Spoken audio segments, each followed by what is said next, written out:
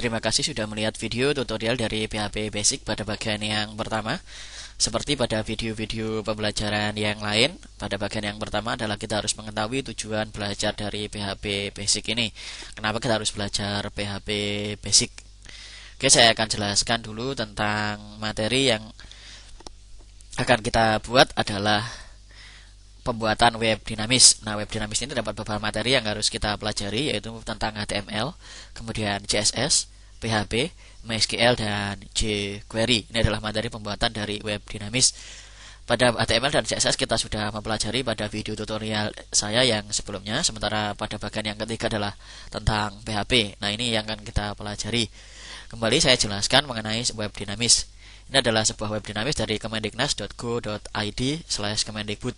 Ini adalah alamat dari webnya, kemudian adalah isi dari web, di mana isinya ini bisa berubah-ubah. Ketika klik di sini maka akan tampil yang seperti ini. Ini adalah tampilan dari sebuah web dinamis. Isi dari ini bisa diatur sesuai dengan kebutuhan. Nah, untuk proses pengaturan seperti ini menggunakan web dinamis, di mana isinya itu bisa berubah, sementara halamannya selalu tetap.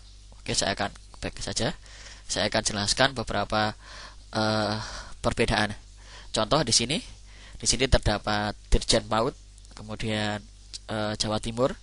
Kita coba cek di sini seperti ini. Jawa Timur pertahankan gelar juara umum O2SN. Oke. Ketika ini diklik, masih proses, ini masih loading beberapa saat. Tuh. Oke, masih agak lambat loadingnya. Jadi saya jelaskan sekali lagi, untuk pembuatan web dinamis itu memerlukan HTML, CSS, PHP, MySQL, dan jQuery. Ini adalah kombinasi.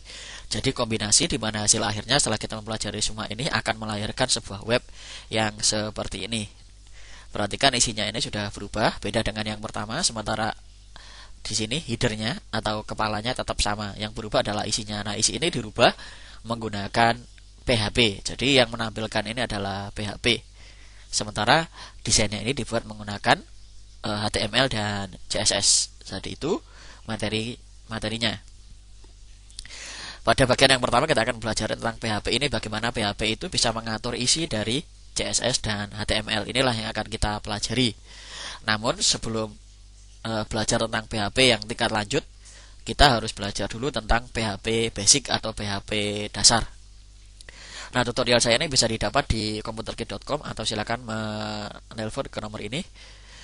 Itu saja materi tentang bagian yang pertama untuk belajar PHP basic. Jadi PHP basic itu belajarnya adalah bagaimana membuat sebuah web dinamis menggunakan PHP, kemudian menggabungkannya dengan beberapa cabang yang lain. Jadi nanti kita juga bagaimana menggabungkan PHP dengan HTML, CSS, MySQL, dan jQuery. Bagaimana menggabungkan semua ini ke dalam sebuah web dinamis. Jadi kita mulai dari yang pertama dulu tentang PHP. Itu saja materi untuk bagian yang pertama tentang tujuan belajar dari PHP Basic. Terima kasih.